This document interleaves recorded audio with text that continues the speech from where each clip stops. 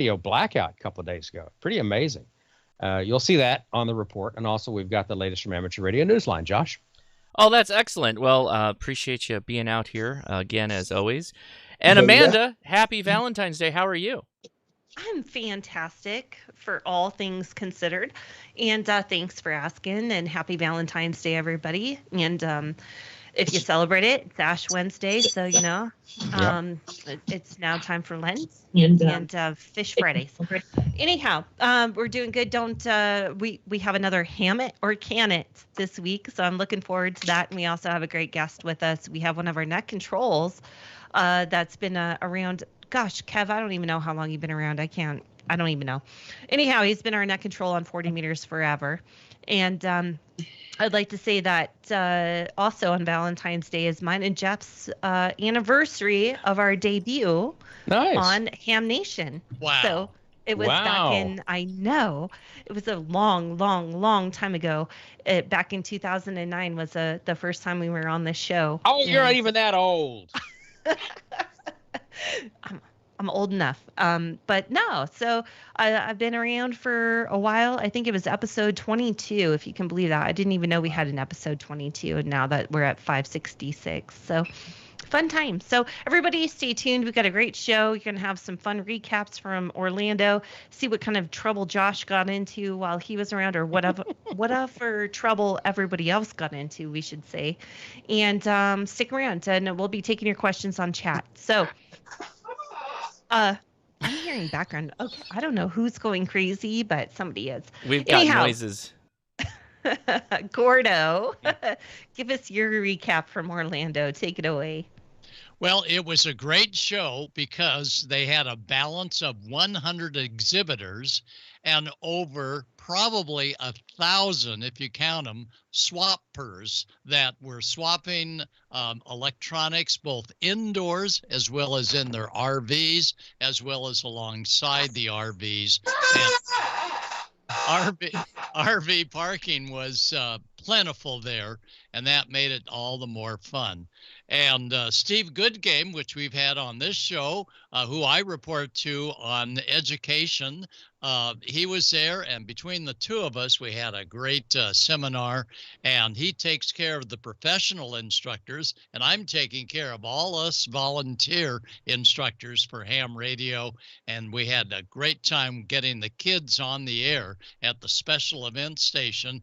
And those kids were amazing. They had no fear. So the Boy Scouts of America, the Radio Merit Badge, was a great way to introduce them to ham radio. So HamCation 2024 in Orlando is one for the books. They attracted the Dayton Hamvention head honchos, which collaborated with each other, and they also attracted Huntsville. So it's really neat to see that all of these groups are getting together, coming up with new ideas. And let me tell you, the HamCation 2024 by the Orlando Amateur Radio Club, over 100 years old, with all of the head folks there, including all of the visitors that came in from overseas. It was a hit. So that's my story, and you'll see it shortly with Josh's videos. Yeah, thank you, Gordo. I appreciate that. So everybody watching right now, we're just to YouTube. Obviously, last week we had some hiccups. I think I've sorted them all out, so we're clean. So we'll go back to Twitch and all the other places that we live stream to simultaneously next episode. So appreciate y'all for hanging out while we do that. But yeah, HamCation was a blast. It was kind of funny. I always say when I go to Florida, it feels a little bit like Los Angeles because oddly enough, we have similar humidity at that time of year. And the one thing I can tell you that's always the same, the traffic. Our traffic is identical. And so it felt like I was really just coming home. But I made a quick little video. If you'd like to see all of my videos, I am dropping all week long a video a day. In fact, I may have to go to 2 videos a day because of how much actual content I took. So if you want to see the latest from the show and some of the new stuff that came out, make sure you subscribe and go to videos. But I did a special little cut together here for everybody watching. Hey, Josh, real quick. Absolutely. Did you ever have time to actually enjoy the Hamfest, or were you just recording the whole time? Oh yeah, Right. no, I actually I don't record the whole time, and I get stopped often by so many people that come up and say hi. It's a wonderful opportunity to meet y'all and get to talk Sure. with you. But remember the magic rule is if I'm walking somewhere and you stop me, I'll stop for a couple seconds and you have a choice. We could just shake hands, do the selfie thing. Otherwise, you're walking with me. You're going. We're going together, and that's We're walking fine. and we're talking. We're I walking like and that. we're We're talking. walking and talking. That's right. But anyway, here's a quick video that I put together for everybody. You're on.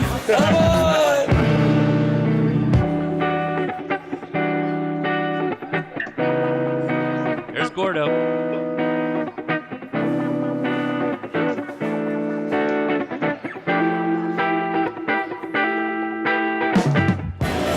Oh my God.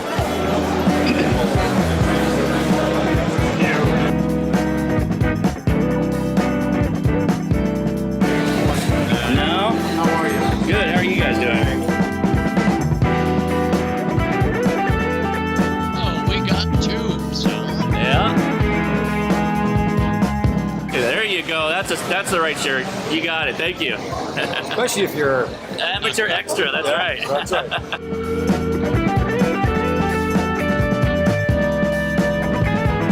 Plenty of parking. Plenty of food. Great weather. CW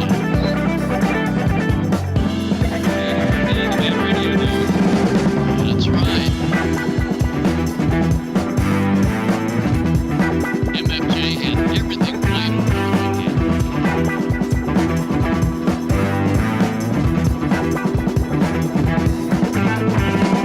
Plenty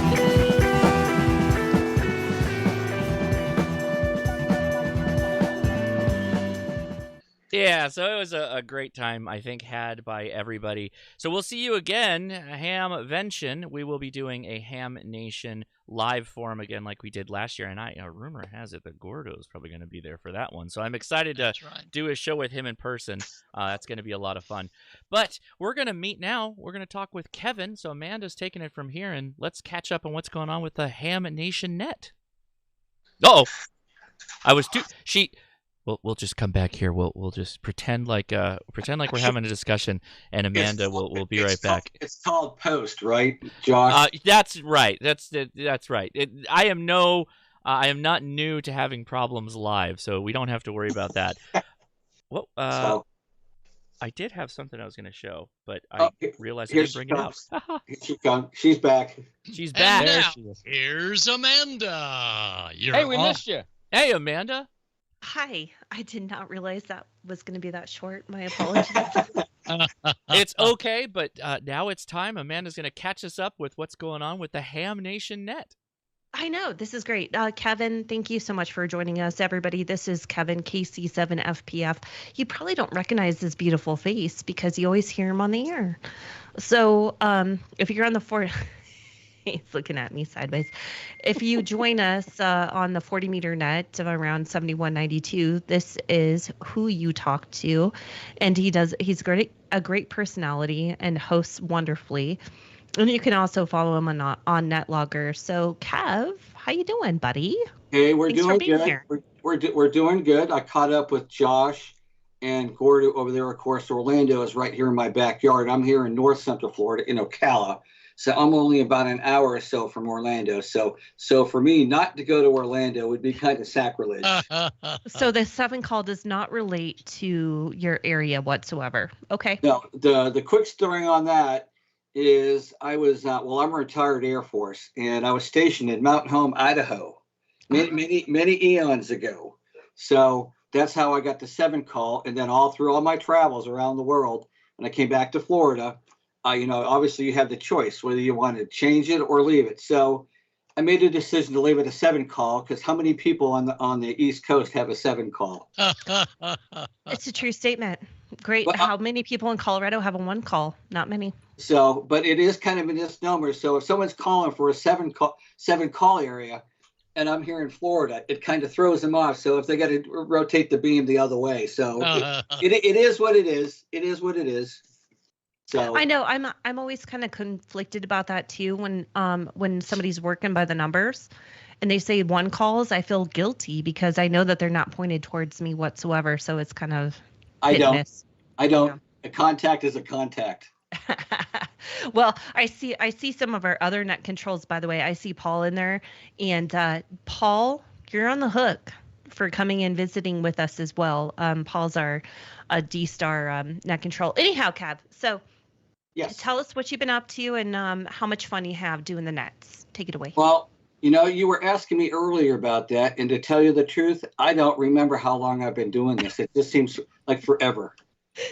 I can't really remember an actual date when I started doing it. So, but I can't remember either, so it's okay. But anyway, I've been doing it here, of course, 7192 plus or minus, depending upon propagation and such. See here. Let's see what else. I do work phone, and as she'll show you a couple of pictures here down the road.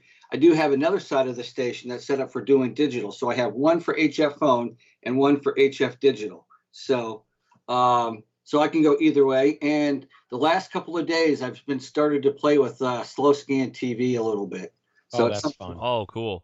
Something different. So, I'm one of these hams that, you work towards a plateau, you get there, and then you kind of stagnate. Then you go up a little bit further. Then you get to that plateau, and then you go up to something else. So right now I'm looking into the SSTV stuff. So well, you're really hitting the nail on the head though when you say that, because I think a lot of us do that where we work for, let's say when you just get into HF, you work for worked all states. You hit that plateau and you're like, now what?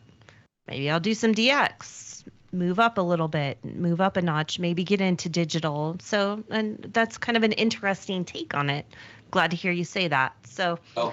I've also got a station set up for doing DMR, and we're working on. We do have a DMR repeater here in this part of Florida, but it's not. It works and it doesn't work. So we're trying to work through the issues to get that to work. But okay, that's another project. Yeah. So let's talk about it. You're in Florida. Do you do any? And we know that Florida is a hot spot for hurricanes. Do you do some MCOM stuff as well? I used to be heavily involved in that when I lived in Panama City for many, many years. And of course, several years ago, they got hit with Hurricane Michael. That was a while ago. Yeah. So prior to that, yes, I did do all of that, but I've kind of backed off, retired from doing some of that. So I just basically like to play radio. I mean, obviously, every ham knows that if they're called upon, they will go and do it. Of course. And I still have contacts with the local sheriff's office and the local Aries and Skywarn and all of that. But I'm just kind of taking a back seat on that for right now. Okay. And Wilderness Frank here wants you to know, tell Kev SSTV is fun and try every day on 10 meters or 15 meters for a week to make a contact. It's fun. So like I said, I'm starting to get into it. I finally got all the software and the hardware to talk to each other. So now we're hunky dory. Well, and we kind of know an SSTV kind of guy here, Gordo. He'll tell you, he'll wax poetic about it, right, Gordo? Oh yeah, 20 meters is where you'll always hear slow scan. However, they too are going to digital, so it's always interesting to be able to differentiate by just listening.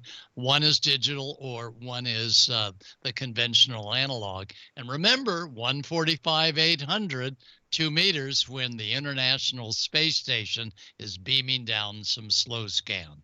Gotcha, Gordo. So what else can I offer tonight there, Amanda?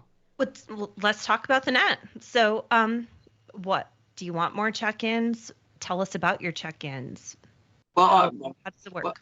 Okay, well, obviously I'm there. Well, I'll be honest, sometimes I'm not there because sometimes the show runs a little long and I'm here on the East Coast. You don't say. So, that's all, Josh. It tends to get a little later in the evening, and obviously, like everybody else, I got to get up and go to work the next day. Of course. But for the most part, I'm there every Wednesday night after the show, and I'm there 10, 15 minutes or so. And if I don't hear anything, I've got a pretty decent antenna sitting out there. So usually if I can hear it, I can work it. But I try. I'm not saying I can't work anybody, but I'm there. I give it a best shot. So Sure.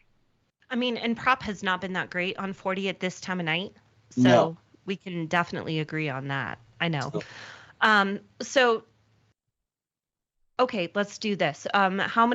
What's your biggest check-in list that you ever had?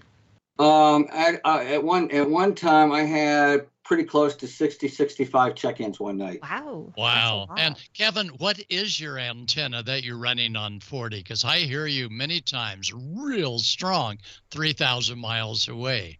It is, and I'm proud of it. It's a homebrew full wave 40 meter delta loop that I built myself. It's an upside down triangle fed Wow. with a 4-to-1 ballon. Oh, nice. Wow. Well, no wonder. Full wave. No loading coils. Good for Nope. you. Nope. I'm sorry, I have to break into the show because Leah just came in and said dislike show title. Girl, I'm the theme. I was what? Okay, anyhow, let's move on. So anyhow, you're there for us every week Yep. after the show, and we appreciate you so much. And by the way, I'm just going to let the other net controls know that they're not off the hook. They have to join us too. So Kev Good. happened to make the mistake of calling me on the phone, and I said, "Hey, guess what? You should be on the show." So By the way, yeah. as she said. So anyhow, well, thank you so much for being here, Kev. We can't appreciate you enough, and thank you. Thanks for all your years and dedication to Ham Nation. And I think you do this for a few other shows and such as well, right? Maybe some other. Well, we did. I did the one I'm really proud of, and if you get to post that picture, that I was. We'll go over your pictures. I was that one right there, the last man standing. I was able to operate. Oh, yeah. As the operator for the final episode or the final season of Last Man Standing. So Good for you. In homage to that, I created a little shrine, so to speak, on the shelf behind me. So, and John was nice enough to send me a mug and a hat, and I just combined that with the certificate. Oh, So- that's really nice. So And that was That's a great. really fun time. It really was. To be an operator for that was pretty amazing. Like, I've never felt so popular in my whole life. so that Running you know, all of that. as you know, as they say, that's a one in a lifetime kind of thing. Absolutely. Right. What other photos do we got there to go over? Let's see. So, and there's my collection. Being a Yezu guy, I collect anything and everything. I'm not sure about that. We'll have to have an argument later. But But for Yezu memorabilia, okay. and you see if you can go back one real quick, you see the clocks there. Oh The yeah, those are story cool on- clocks. The story Those are on that- rare. That's rare. yes, they clock. are. Yes, they are. And the story on that is the fact that I bought one, it didn't work. I found another one, so I figured, well, if I can take the two and make the one, I ended up fixing both clocks. So now I got two operational clocks sitting there. Okay, so for us that don't know, why is it rare? They only offered it back in the 70s, I think. Gordo, can you back me up on that? Yeah, late 70s, and they only made about 100 of them, Really? and they were relatively expensive, and so they didn't make any more, and they became valuable. So, and that's my little thing there. Like I said, I have a lot more Yezu memorabilia floating around here, but it's not all put out because I'm running out of room. And I now think that's set up everybody's there. problem. That's set up right there. That's the HF phone side of the shack. Okay. Nice setup, by the way. It looks nice and clean. And although you get behind it, like most shacks, you'll find spaghetti. Don't look Oh, yeah. behind it. A Oh, rat's nest. Yes. You I got to know. have wires. You'd have to have a talk with my wife on that one, Gordo. You think this being a wireless hobby, there wouldn't be as much wires, wouldn't you? There you go. We could only wish. And The that best, setup you're Kevin. looking at now, that is the digital side of the house. Wow. Mm. And again, a very clean setup. I mean, I like the rack Looks build nice. design. That's nice, doing the racks Yeah, like that. yeah. Actually, everything together. Josh, I found those on Amazon. Those are like Yeah. you server racks, basically, right? Like 12U server racks. Yes, and I found those on Amazon. I mean, you have the rack itself, and you get the base, but if you needed to add the additional shelves. Yeah. And Kev, this is a question that popped up in my mind, but somebody actually put it on chat. And this is Paul K9 PTF. He said, "Wait, I see Elmer's glue in there. What? Yes. I thought You mean a bottle of this? It was next to the noise gate there. what are you fixing, buddy?" It's when your little rubber feet on the bottom of your stuff don't stick. Ah. Okay. Good for you, Kevin. Well, Kevin, it was great to see you at the convention, HamCation in Orlando, and I'm going to try and get on the net with you tonight as well. Okay, sounds good. Now I have made some improvements too, so my signal should be a little bit stronger. Wow. Great. All right. Okay. So we'll see what happens. All right, Kevin. Well, thanks so much for being here, Kevin. You guys and gals, by the way, you have no idea. I really, really did put him on the spot. So he had no choice but to join us tonight. And I'm very appreciative of it. So thank you. Kevin's always great for pitching in when he can. Great job, Kevin. Totally. Thanks for joining us. Absolutely, guys. Anytime. You know, like most hams, you want to sit there and talk about ham radio. You just go on and on and on. There you go. Good. How do we shout out the net? And right there's now. a question. How do we find you? Your specific frequency, everybody, is always 7192, but as Kev said, plus or minus, depending on if Roberto is there or what have you. Sometimes I have to go up a little bit higher than that because there is a station in South Florida. If he's on the air, he just wipes me out. That is, I know exactly who you're talking about. I'm not going to say his name, but 7188, and he can wipe out about 5 to 6 KCs away. Yeah. Wow. So I know exactly who you're talking about. Yep. Okay. Well, Kev, thank you. Thanks for joining us, Kevin. Mm-hmm. Absolutely, guys. You take and care. Thanks for everything that you do for Ham Nation. We appreciate you. All right, guys. See you in Huntsville. Happy Valentine's Day. Keep your competitive contesting edge with Icom. Icom's innovative and high-powered base stations cut through pileups, letting you work the bands and some giveaways. Keep your competitive contesting edge with Icom. Icom's innovative and high-powered base stations cut through pileups, letting you work the bands and record those contacts. Heard it, worked it, logged it. The Icom IC7300 is an industry first, using an RF direct sampling system and an entry-level HF radio. This compact, high-performance, innovative transceiver will far exceed your expectations. The real HF fun starts here. RF direct sampling, 15 discrete bandpass filters, 4.3-inch color touchscreen, real-time spectrum scope, and SD memory card slot. The Icom IC7610 is the SDR every ham wants. Faint signals are no longer a challenge for contesters or DXers. The high-performance RMDR can pick out the faintest of signals, even in the presence of stronger adjacent signals. This direct sampling software-defined radio has changed the world's definition of an SDR transceiver. RF direct sampling, 110 dB RMDR, independent dual receivers, and dual digicell.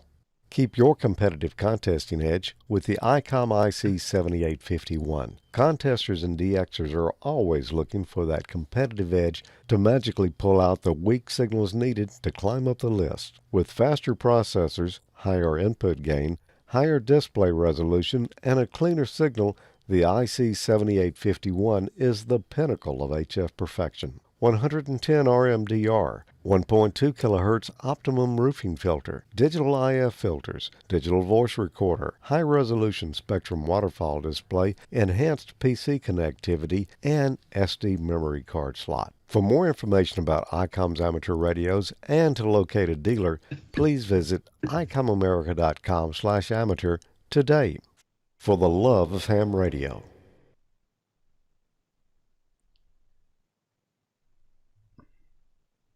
Well, big thank you to Icom for sponsoring today's show. We really do appreciate it. Man, every time we go live, if you go to the website, link is in the description, we pick 3 winners for a swag pack giveaway. The swag pack consists of like a t-shirt, shirt, hat, maybe some other things as well. But the coolest part about that is every month Icom gives away a radio. And if you go to the website, this is the HamNation website for Icom, and if you scroll all the way down, you'll see every month the radio they're giving away with this cool animated kind of zoom in thing. And this month it is the IC, let's see, IC V86. So let's give you a shout out to the winners of the swag pack this week. It is Mike P, W1MI, Robert W, N4RLW, and John H, KW4KC. You're all going on the list to potentially win next month's radio. So good luck. But the winner this month is going to be Chris N, N0AHC. So again, big shout out to Icom for sponsoring Ham Nation. We really do appreciate it. Dawn has got the updates that you care about and also a little bit of sun activity. So take it away, Dawn.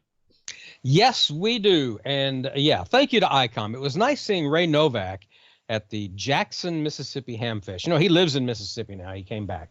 He's from here. He came back home and he's living in Mississippi now. So maybe I'll get to see Raymond a little bit more often. So, yeah, Ray, nice to see you in Jackson, my friend. Let's get into the news of the week from Amateur Radio Newsline. And then we've got a big solar update from Dr. T. Now, this solar update is dated the 11th, so it's a little bit old, but it still is really, really good. If you go to spaceweatherwoman.com or her YouTube channel, she will have some updates on there. We didn't quite have time to get those updates in tonight for the show because she teaches on Wednesday night, so the schedule was really, really tight. But nonetheless, check out spaceweatherwoman.com and, of course, her Twitter feed, X, whatever you want to call it. I'm old school, so it's still Twitter to me. And her YouTube, at Tamitha Scove, is the X feed, and Twitter. Tamitha Scove is on YouTube as well. So that's how you find. You just Google her. That's the best thing. That's get into the news because I don't know what the hell I'm talking about. From Amateur Radio Newsline Report number 2415, this is Ham Nation Headlines for Wednesday, February 14th, 2024. Our top story takes us to Alabama, where antenna and tower thieves have struck again at yet another broadcast property.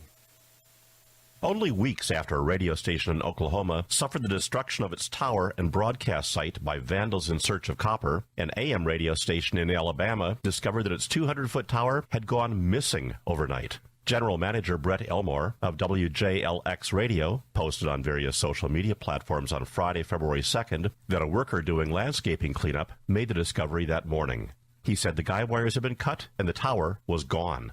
The station's transmitter was also stolen from the nearby building. Unlike in the Oklahoma case, the targeted material was not copper, but stainless steel. Jasper, Alabama police were investigating. The AM station, which is licensed to operate on 1240 kilohertz, has an FM translator that broadcasts on 101.5 megahertz from a different site. This is Kent Peterson, KC0 DGY.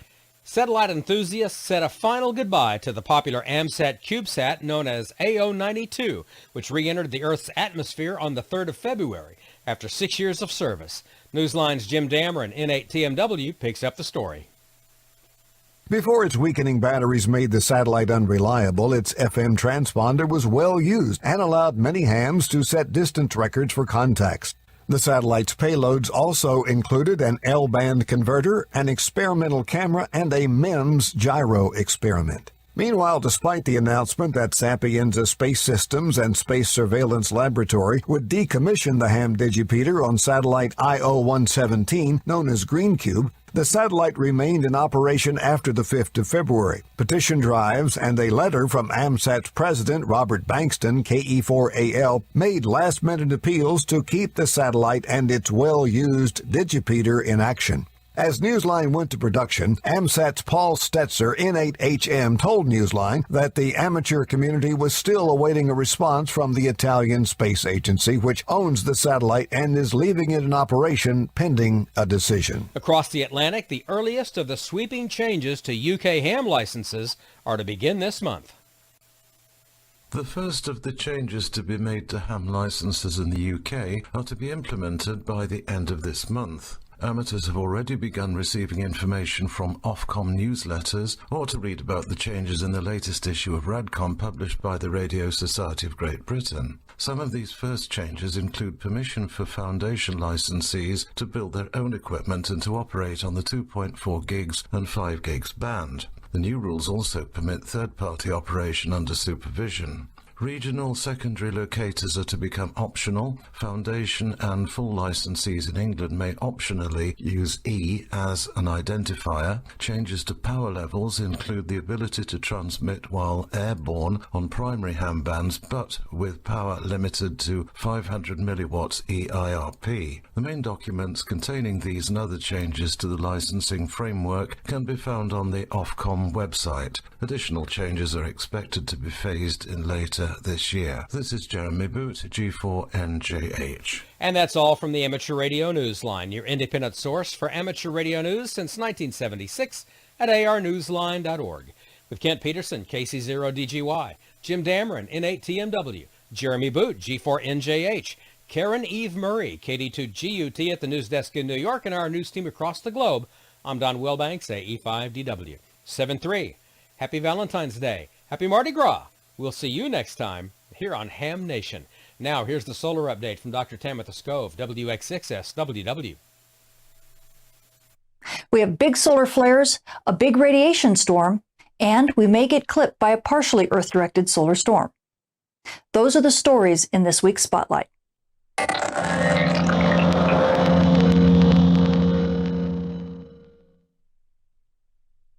Space weather this week picks up in a big way. As we take a look at our Earth-facing disk, we have two big flare players in Earth view. The first is region 3575, and we have region 3576. Now, we thought region 3576 might be the taking center stage because it was firing solar storms and solar flares before it even rotated into Earth view, and it was the larger cluster. However, region 3575, as it started to rotate to the sun's west limb, started growing quite quickly, and sure enough, by the 6th, it launches a big M-class flare. Boom, right there. That was the first big one. This was a mid-M-class flare at almost an R2 level radio blackout, and then about a day later, it fires yet another M-class flare. Boom, right there. You see that? That both times it launched solar storms, but neither of these solar storms were headed toward Earth. They were going southwest of Earth, so we're not going to get impacted by that. But not to be outdone, region 3576 then fires an M-class flare right about here. I'm trying to wait for it. Bam, right there. That's an M-class flare. It was a low-level M-class flare. We also had a little bit of a filament eruption there. And if you watch right in this region, you'll see another poof. And that was another filament that launched that we think is actually going to be partially Earth-directed, and it may clip us just a little bit to the south. You'll see it right here. Wait for whoosh, right there. You see that kind of dimming, that little bit of puff that comes out like that? Well, that's the solar storm that may actually hit us sometime around the 12th, but we're not expecting anything other than maybe a little touch of disturbance at high latitudes.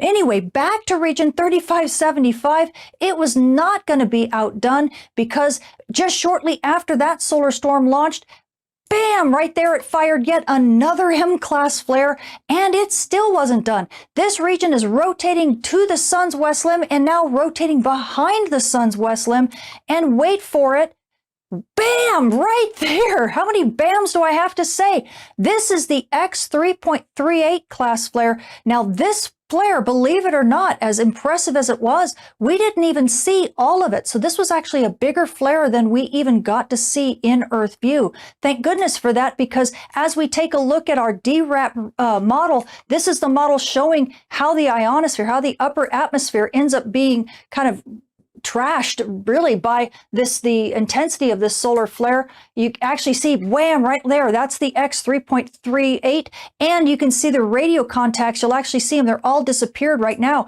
but you'll see them start coming back. In fact, as this solar flare started waning, it took a while for the amateur radio contacts to kind of repopulate. So this is caused a big issue for amateur radio operators on the day side of Earth, which was, at the time of this flare, flare, which was basically across the Atlantic. On top of that, we started getting an S2 level radiation storm. That's the level that it's at right now. In fact, it's continuing to climb as of this posting.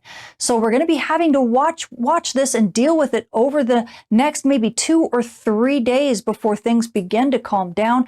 And so aviators, definitely be sure to check those ICAO advisories often, because these polar cap absorption events, these things actually end up causing issues not only for GPS navigation, but also HF radio communications, especially over the poles. And likely big flares are still going to be on the menu, despite the fact that this region's now rotating to the sun's far side, because region 3576 is beginning to show evidence of growth again. As we pull up the magnetic complexity here, you can see the region early on. This is the last 48 hours of this region. You can see it actually was having a lot of activity in the main part of the spot right here. And this is what was causing the smaller M-class flares as it rotated into view and kind of as it moved to center disk. But watch up here in this region, you'll see a lot of blue beginning to develop over the last 48 hours.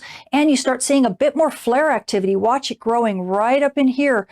See this? And whoop, boom, boom, boom. Look at that. See all that little activity there? That's what we're worried about. That's what's actually part of the new growth that we're seeing of this region as it's crossed now central meridian. And that means it may do exactly what region 3575 did, which is grow quite rapidly as it rotates to the sun's west limb. So we will watch that, because if so, this thing is not out of the running yet to be a big X-class flare player.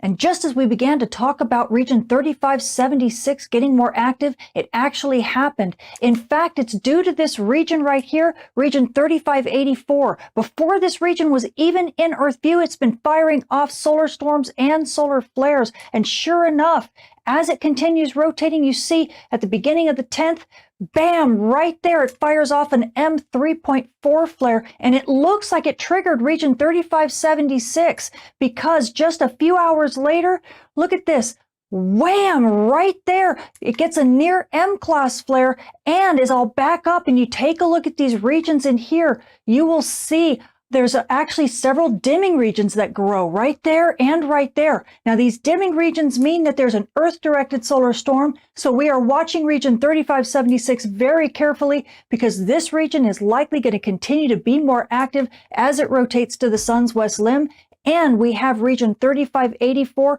also as a big flare player. Now, taking a closer look at that solar storm that's on its way to Earth, we switch to our solar storm prediction model, ENLIL. Now, this is NOAA's version of the model. The top panel's density, the bottom panel's velocity, and you're looking down at the sun from the North Pole with Earth being off to the right.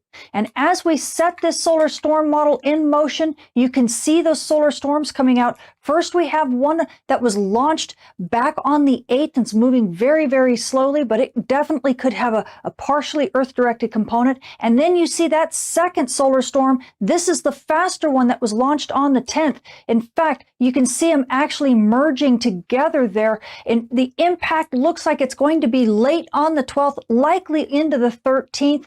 And NOAA has this actually being a pretty decent size impact, but not expecting all that much because the speeds of these structures are quite slow. So expect to have some impact right around the 13th. And this is great for aurora photographers, especially at high latitudes, but we might see a little bit of something into the 14th before things calm down. It's kind of hard to say, but it sure makes for a nice Valentine's Day. Now, switching to our solar storm conditions and aurora possibilities over the coming week, we are anticipating the hits from those solar storms that were launched on the 8th and on the 10th. In fact, at high latitudes, NOAA is expecting minor storm conditions, possibly starting around the 12th, likely going to be more into the 13th, however. In fact, NOAA is giving us about a 45% chance of a major storm, and this will easily continue in through the 13th and possibly be calming down by the 14th. But by the 15th, we're going to be back to mostly calm conditions, but with those new flare players in view, this forecast could change at any moment. So aurora photographers, if you're at high latitudes, get ready for a bit of a show. Now at mid latitudes, well, we're still expecting mainly unsettled conditions, but by the 13th, we could possibly see active conditions with possibly about a 45% chance of a minor storm. But again, this should settle down by the 14th and then into the 15th. Again, aurora photographers, stay on your toes, because with these big flare players in Earth view, they could be launching solar storms at any time. So this forecast could definitely change. So the space weather this week is getting very exciting. Not only do we have big flare players in Earth view, we had region 3575 give us that big X flare, and now we have region 3576 and a new region 3584 joining the fray. So this means amateur radio operators and emergency responders, you're going to be dealing with big radio blackouts on Earth's day side easily through this week and possibly in through next week before things calm down. So just kind of grin and bear with it. Now, we also have several solar storms on their way to Earth, and these solar storms should be hitting us around maybe late on the 12th into the 13th. Aurora photographers at high latitudes, you'll definitely get a good show. Aurora photographers at mid latitudes, you might even get a good show as well right around the 13th, so keep those battery charged. And now also you GPS users, well, things aren't looking all that great for you right now. You're going to have to stay vigilant near dawn and dusk, especially with these big radio blackouts that are occurring on Earth's day side. But then when the solar storm hits on the 12th and 13th, you're also going to have issues with GPS reception on Earth's night side anywhere near Aurora. So definitely stay vigilant. And if you happen to be a UAV pilot, be sure to calibrate your magnetometers often once that solar storm hits. I'm Tamitha Skov, the Space Weather Woman. Thank you for watching. Wow, that's a lot. There is a lot going on our sun, and Dr. Skov makes it so easy to understand. She's one of those rare, just natural-born teachers, much like Gordon West is with the ham radio licensing stuff. She makes the solar stuff so easy to understand, and we're so lucky to have her on our team. Again, that was recorded on the 11th. Today being 3 days later, there are some updates on that I did not have time to get in. We had some difficulty getting that information in. But go check her out on X or Twitter, whatever you want to call it, and also her YouTube Twitter. And spaceweatherwoman.com to get all of the latest. And, of course, thanks to the Newsline crew, the best in the business. Love those guys. We've got a great crew. Bill Pasternak would be very, very proud. Now, over to Amanda with... You got ham it or can it, don't you? I do have ham it or can it. Oh, good. But I am afraid that everybody's already canned it because there was a lot of bangs, bams, and booms and whooshes. Yeah, and, there was a lot of, We're canned. Y'all get out underneath your tables and come back to me.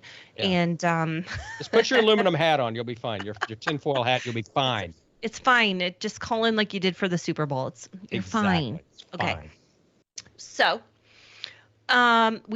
I started this 2 weeks ago, and it was really, really fun. And I don't know why it was so much fun, but it actually is pretty funny. So we're doing the ham it or can it again. I think we have a few more can it's this time. And actually, I'm going to tell you that I think we have some WTFs. I don't know how I can throw that into the scenario, but we're going to go for it. Okay. So, Joshy, am I sharing? You are. Yep. Okay. Dawn has to explain this one. Okay. The only reason this is ham it is because it's Elmer chocolate. All right. Yeah. And Elmer's chocolate is a New Orleans brand, by the way. It started in New Orleans and it's still based down here. So yeah, you complete mess. That's perfect. Ham that. It's me. Ham that. Uh-huh. We all a mess. It's fine. Okay. Let's if it'll let me move on. Hold on. I like that one. Come on. Wake up. Sorry, guys. Too many moving parts? Key. I'm hitting the arrow key. Try the any key. The hell is an any key? Any key? That's what he said. Okay. There you go. Oh, right. You might be able to do it from there. That's it's because you've got the hammock. So if you go back to the hammock level. Okay. Hammock. Yep. Hammock, like damn it. Okay. Shh. I didn't cuss. Nope. It's okay. This is the best segment This ever. is fun times. Okay. All right. Let's go You to should this just be able to one. do the next one, double click it, and then use the arrow keys. There We'll you get go. there. Okay, so Canada moves to ban Flipper Zero and possibly software-defined radios. Okay, I found this really interesting because evidently they can take part of you trying to like clone some stuff, but it also falls in line with software-defined radio. So they want to outlaw it. This is my WTF for the Yeah, night. you can can that. That So Can it. clearly they don't understand exactly the difference between Flipper Zero and what SDRs are. Exactly. That's your government SDRs trying are, to. That's your government trying to help you. I don't want either banned personally. The Flipper No. Zero is just a tool, just Right. like lock picks. They're used by Right. locksmiths to open locks. They could be used Exactly. illegally. So could a crowbar. Exactly. It's just You a can- tool. It's just That's a can tool. what use I was a- thinking. Like it You could can be use a Can it. hammer to drive nails and build a house, or you can hit somebody on the head with it. It could be It's for all in how bad you use it. purposes, but it could also be very helpful. So, okay. Can it? For Christ's Bye-bye. sake, you guys, I don't know how I can get to making this Let me see it's if I can- fine. It's all fine. Do. This is really embarrassing. Okay. This one. You know what, Amanda? It's doing it for me too, and it always worked before. So I'm going to go ahead and say that See? this right? is Okay. not a you, glitch, yeah. it's them problem. Okay. So you 'Cause- just keep working. all You're right. doing great. Okay. This is totally Hammett. Oh yeah. Ham it. Oh, yeah. Who's this dude? And he's a national treasure, evidently. Oh, Gordo, my God. national treasure. I got to see Gordo twice during the show and actually interface Yeah? with the gentleman because it was like opening night at the theater. There was a line around the Mhm. block around his table, just all trying to talk to him. It was wonderful. It was great. That's super fantastic. Okay, this is my next. These people, first of all, are soldiers, but this is definitely a Hammett. Okay, I found this on Twitter, and they're out doing a 5K, and it looks like very weathery, and you guys are rocking it. So That's awesome, You do yeah. that 5K, and you do it every year, and you work for a T-shirt. And I don't even care what radio you're using, but it looks like they're using Icom ID52s. Awesome. It looks like an ID52 and an ID51, which is Okay. like the his and hers radio, which if it's Yeah, our yeah, house, totally. the ID52 is Leia's radio, and I have the It's- ID51. yeah? She's called Well, it. I have the that's pink that's one. hers. It's around. Oh, it's yeah, around here. that's what Oh, they need to do. They need to bring back the colors they did on the yes. Pink. Yes. Yep. Okay. So they're totally hamming it. Oh, and yeah, kudos absolutely. to them. Love First you guys. class. Thanks for sharing that on Facebook. Or I- no. First I class. really love that they're packing amateur radio into the thing that they're doing together. I know. It's Like just I a think run, and you're bringing an HT. I love think it. that they had to probably Beautiful. pack in to get to their 5. Now a 5K, by the way, is not very big. Nope. It's not very and- long. Yep. Mm. Most people But can do it. okay. So you don't have to walk very far. Now I have absolutely no idea what this dude is saying. Okay. I have nothing. I got nothing. There was no translation. Something in French. I know, but the fact that he has this cool mag loop and he's just working it and you can see that he's doing an FT8. And I just wanted to point this out. Like, you're hamming it, man. You're 18 doing a cool megahertz job. FT8. Go for it, man. He's radioactive. Totally. And he's probably doing that inside like a rental or an apartment or something. And that's why he doesn't. Anyhow, But he's That's doing awesome. Just a fun creator note. That was 758 something views that got. By the way, Really? like, it. Okay. yeah. So those, I it's the YouTube creator in me that I look at like, oh, how many views did it get? Like, that Yeah. kind of stuff.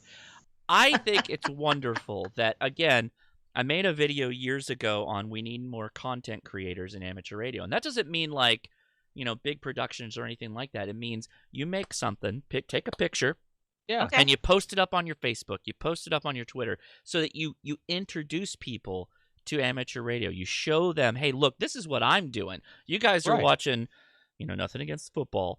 You guys are watching the Super Bowl, and I'm out here doing a Parks on But the Air, and here's my setup. Also and look doing at all this something fun like stuff. weird.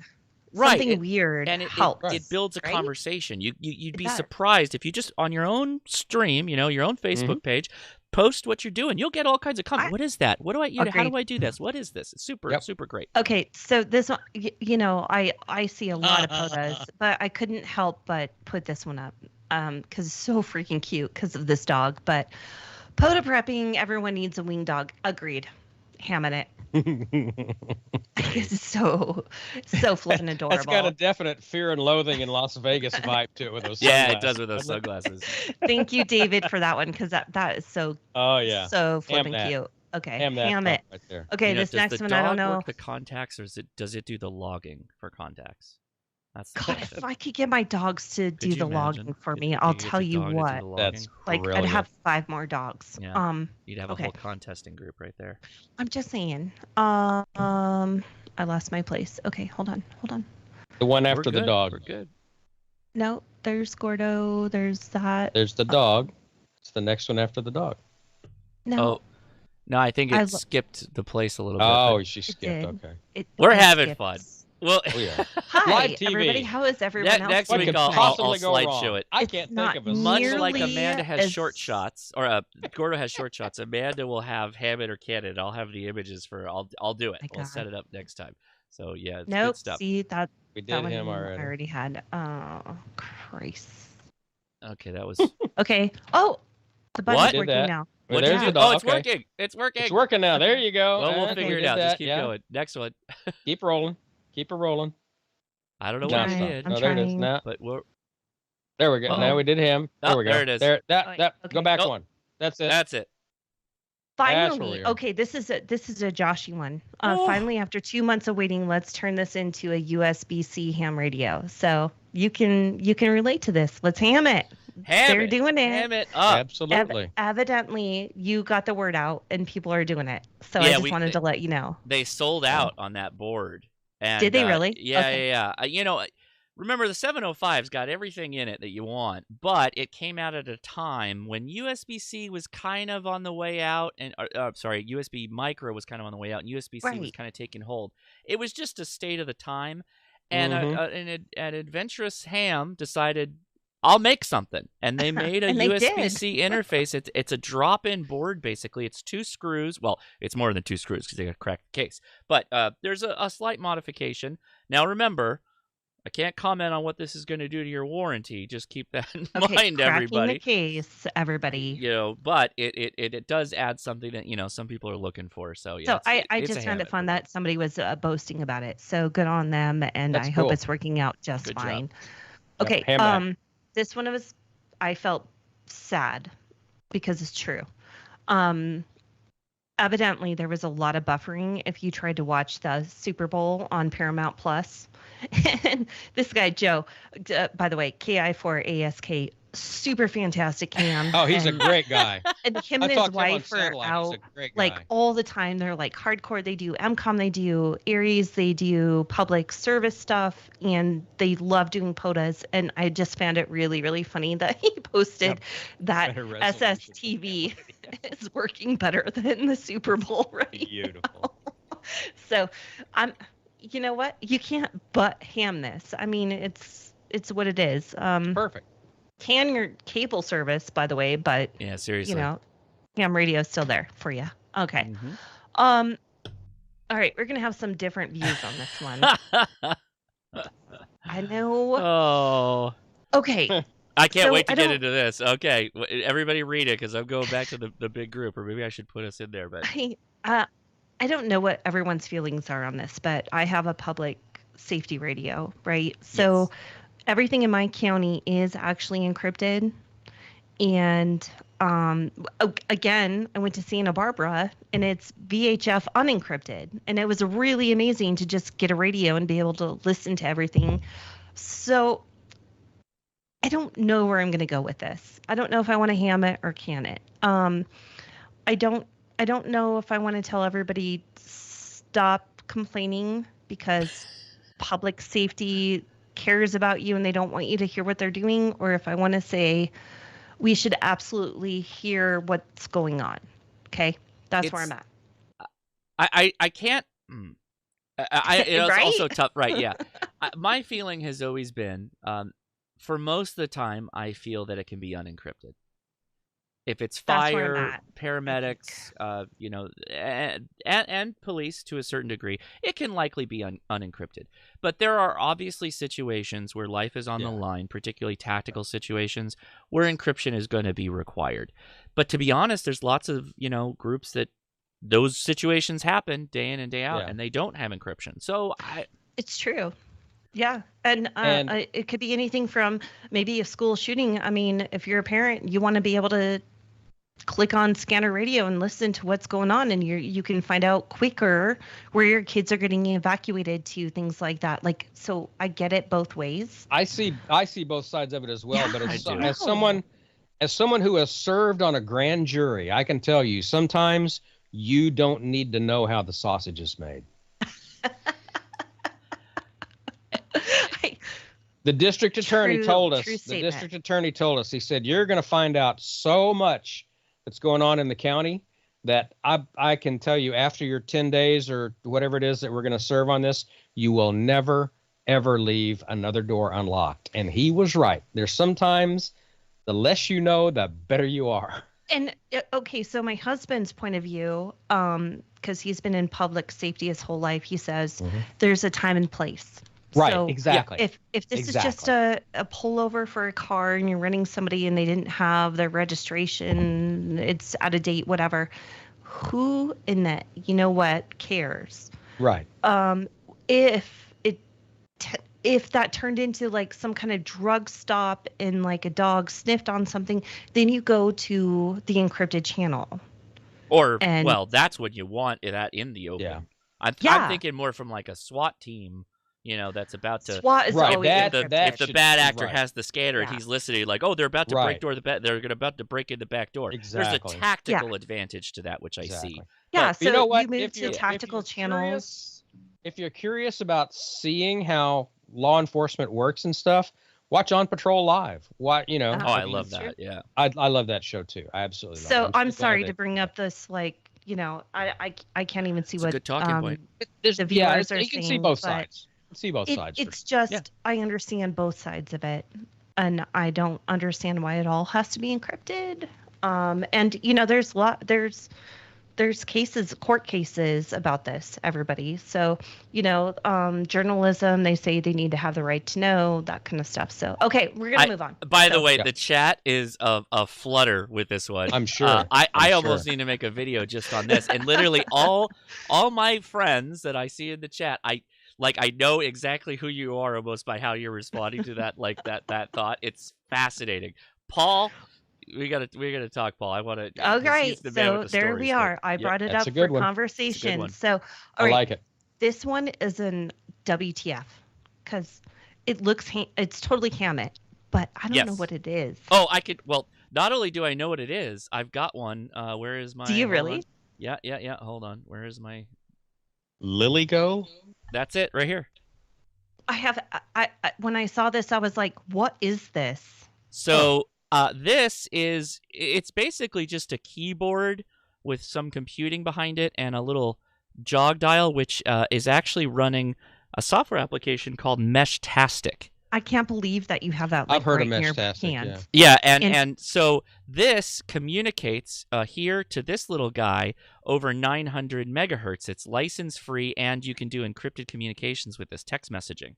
But this is just a computing body. If you make your own custom software, you could do whatever you want with this, so long as it operates in the same frequencies. And they make these in all kinds of different frequencies. Josh does have everything. Yes, I do have a lot of things. And if anybody looks to the left of that frame, you probably are thinking to yourself, "Holy crap!" He really it just amazed me. It looked like it was like pre-Palm Pilot.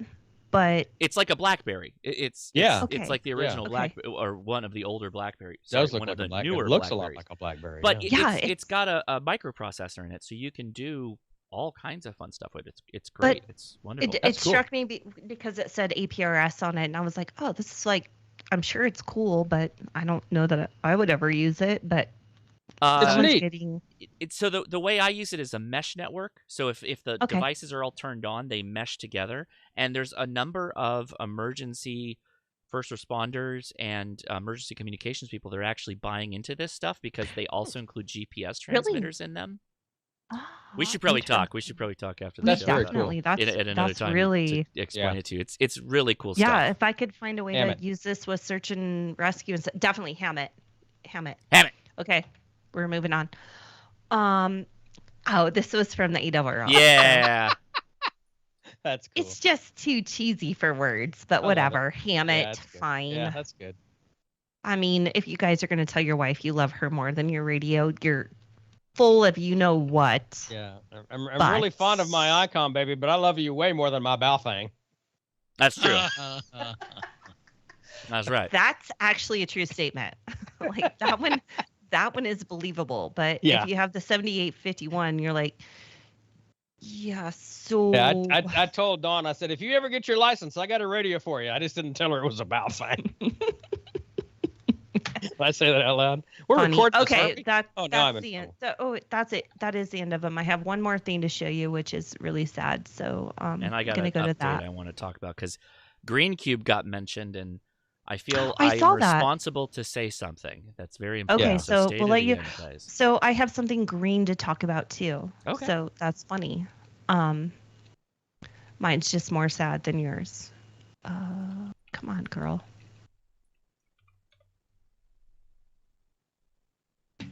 It will open one of these days, I swear. Seriously. This is when my computer decides to freeze up. Okay. There it is. Okay. Yeah. All right, yeah, hold yeah. on. Let me get the share. Oh no. Yeah. Yeah, that's my greenhouse. Was your Burnt up. greenhouse? Yeah, it burnt up last week with all of my seedlings already growing That sucks. inches. So they're still trying to determine the cause, which they don't believe was electric. So they think that maybe somebody flicked a cigarette or something. Oh so no.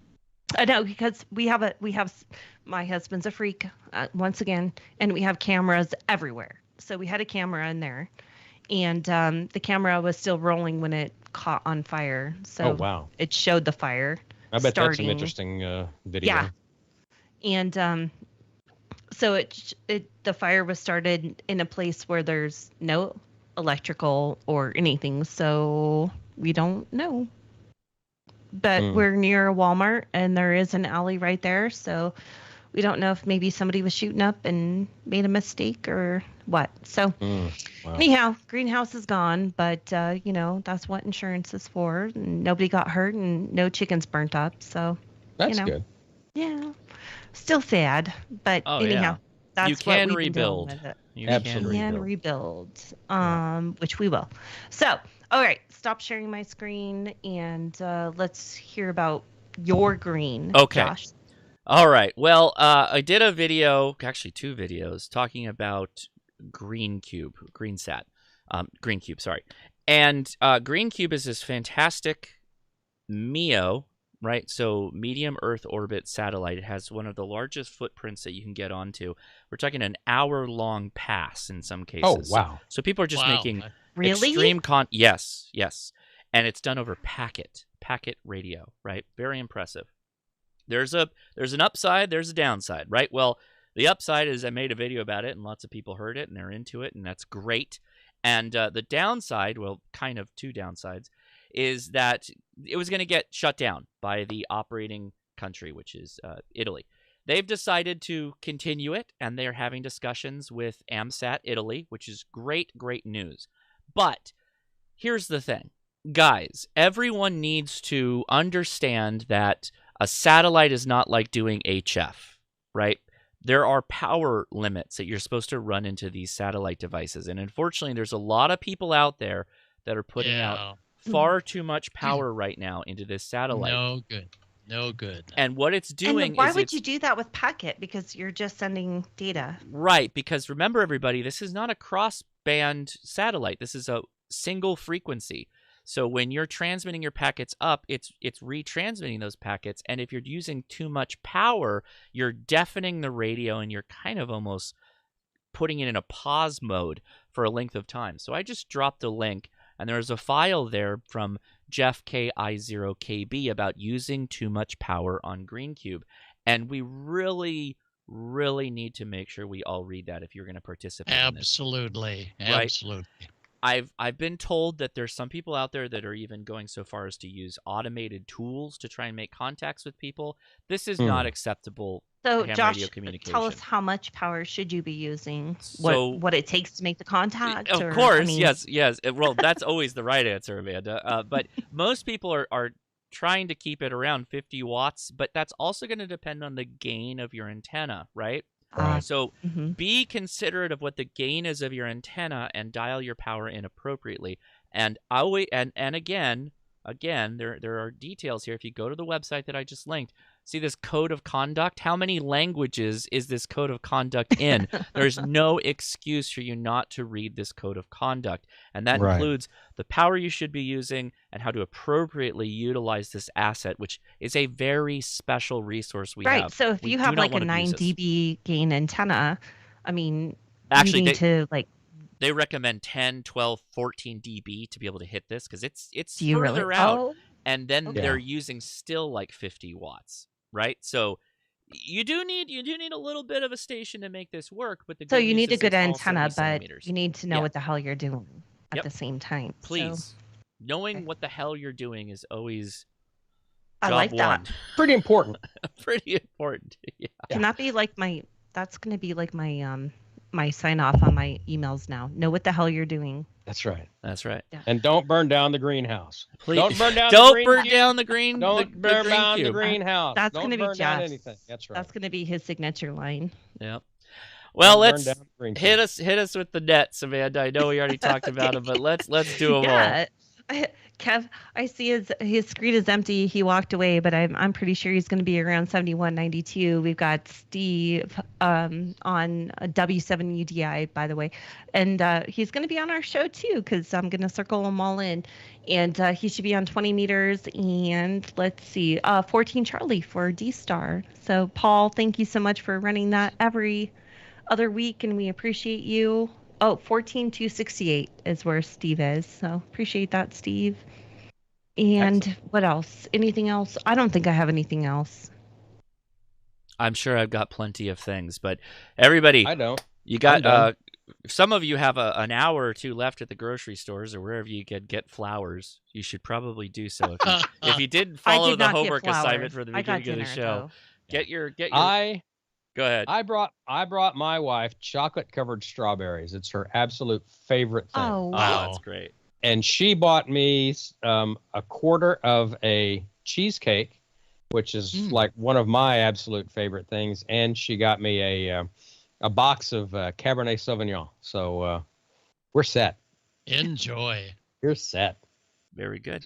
Well, by the way, if I had a nickel for every time I didn't know what the hell I was doing, you guys, like, I'd have a station from heck. You know, there is a caveat to that quote in that it's okay to not know what you're doing. Just make sure you're not doing it safely and not affecting other people's enjoyment or safety as well. That's right. There you go. Just look like you know what you're doing. Fake it till you make it.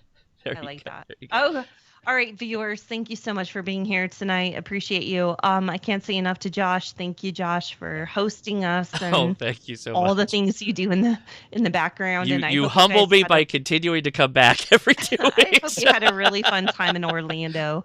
And we'll soon be talking about Dayton. Oh my God, it's already that time. It is. So we'll start talking about that and and here we are in mid-February. The Young Ham of the Year nomination period opens March 1st. Yay! It's almost time. It's almost time. Man, it goes. The older I get, the faster time goes. It's scary. All right, 7-3, everybody. Good night, Happy everyone. Valentine's Day. We love you. Thanks for joining us. Much. Thank you. Quite the fun time. Oh, keep those I really think our viewers are drunk as hell because there was a lot of whooshes and booms and bams. I'm a little bit worried. It was a scary night. Everybody get to bed early. Drink lots of water. Yeah, I like Ham It or Can It. That's a great segment. All right, guys. Thanks for watching. We'll see you. All right.